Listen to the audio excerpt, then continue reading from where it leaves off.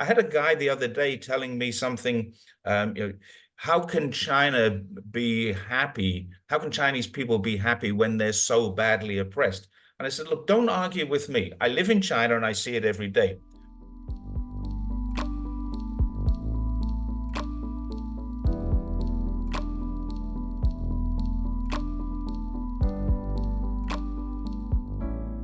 Probably about 5 years ago, maybe 6 or 7 years ago, that I suddenly started to realize that everything I was reading was misinformation. And I only came to Twitter 5 years ago during the first part of COVID because I was bored. And it was then that I started to become an active participant in social media. I get labeled. I've been called all kinds of things. I'm the Beijing influencer who sees China through rose-colored glasses. That was one. At the time that article was written, I had 4,000 followers on Twitter. That was it, and they called me a Beijing influencer. So I'm not really sure where they got that from. Then I was called a retired security guard.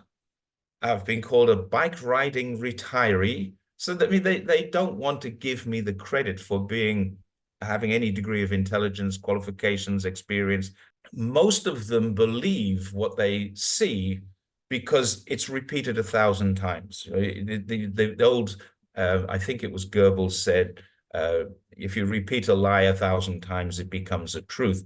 And also, there's the other thing that he's credited with, but he didn't actually say it this way: accuse your enemy of what you are doing. And that is something that America are very, very good at. They will organize for people, academics, to write a thesis. So there's an academic study into something. That academic study then gets used by the media. And then the academic will say, look, the media are, so this is called circular referencing. The media are pushing this story out, so this story must be true. And then the media push more stories out, referring back to the original source, which was not true in the first place. And then we get this circular referencing thing going on. And I think that's probably that's something that America are extremely good at. They've had probably 100 years, maybe at least 70 years of controlling the media and controlling how they feed information to the media through their leaks, through their academic reports. The State Department, the CIA, the National Endowment for Democracy, they will create a story, and then that story becomes a truth, even though it's not a truth. And everyone believes it because it's everywhere. They say, well, hang on, it's on Fox and it's on CNN. So China is bad on Fox and China is bad on CNN. And you've got both sides of the political spectrum saying China must be bad. It's the only thing Americans can agree on. China is bad. But 70% of them, if you say, well, do you believe weapons of mass destruction? Of course I don't. Do you believe the Tonkin incident? Of course I don't. Do you believe that your government handled COVID well? Of course I don't. But you believe China is bad. It is, because it's everywhere. Well, all of those other things were everywhere too. And you don't believe them now, but you still believe this. So which one of us, I live in China and you're telling me China is bad. Which one of us has the experience and the knowledge to say the truth? And yeah, but you're paid to say it. Okay, I'm not going to win this argument. So I just let that one go. But people who ask genuine questions always get a genuine answer. When I came to China in 2004, it was developing. It didn't have the infrastructure that it has now. It didn't have the high-speed trains. It didn't have a lot of the bridges that it's got. It didn't have a lot of the freeways. And I've watched as this has developed and changed. I was in, about 15 years ago, I went to a village in Guangdong, in a small city called Qingyuan. And I went to this village up a mountain dirt track in a bread van. Mianbaoche. And we went up this village, up this road, and it was just a slithery, and there's a drop off one side. It was like really, really worrying. And we got to the very top, and there's this very old village. It was a tough place. People had animals living in their houses. Getting deliveries to the top was done on a horse, and the horse would go up the hill with these like backpacks on. And it was a really, really a trip for me down memory lane to 1,000 years ago. Very little has changed in this village in 1,000 years. I went back there. We were halfway up the mountain on a four-lane highway, 2 lanes up, 2 lanes down.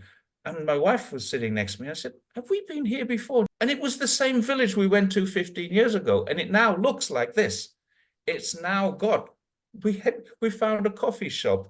It's got bed and breakfasts. It's got restaurants. Now, what's happened here is people can now leave the big cities and go and experience the rural charm of China without that harsh living environment that they used to have. So this entire village has been lifted out of poverty.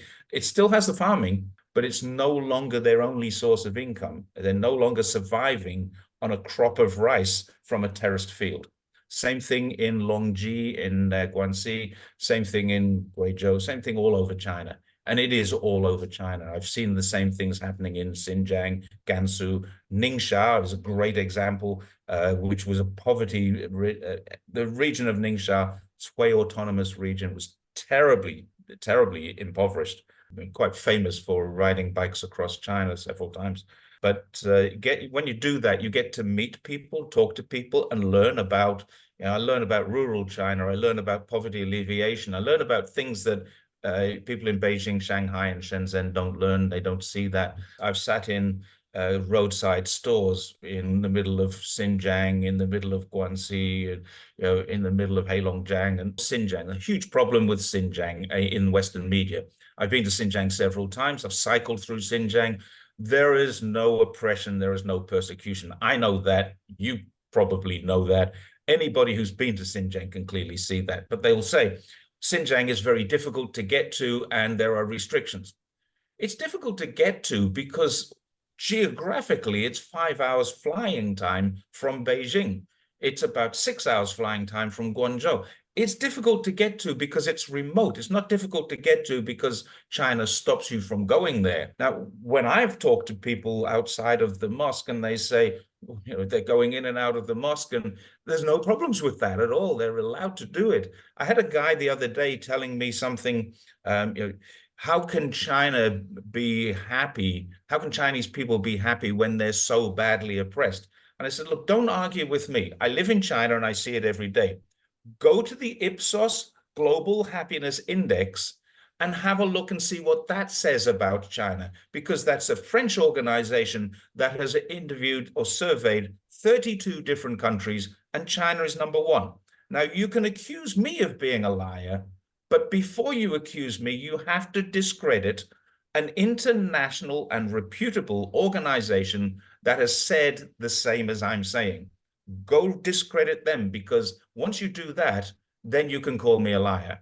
And if you can't discredit Harvard or Yale that are saying there is a 95% satisfaction rate with the government, if you can't discredit the Harvard Business Review, you can't discredit me. It's as simple as that. These are the facts. China has a murder rate that does not register on the scale. So crime in China, there's very little street crime. There's very little violent crime, house crime, burglaries, very little crime, very little indeed. Not to say it doesn't exist, but it happens. Now, if we take a look at this from a broader, a global perspective, 151 countries and regions have signed up for the Belt and Road Initiative. And why would they do that if they didn't like China? If they thought China was some kind of threat, some kind of danger to them, why would they do that? So 3/4 of the world are benefiting from their relationship with China, and about 15% of the world are very negative on China. I saw that Xi Jinping has announced that we're going to focus on the underdeveloped world for the rest of, for the growth of trade. And that is great because it brings the underdeveloped world out of their poverty situations, which the developed world has kept them in. So China doesn't need to propagate itself to the world. What it needs to do is fight this propaganda that comes, the misleading and misinformation that comes from Western media.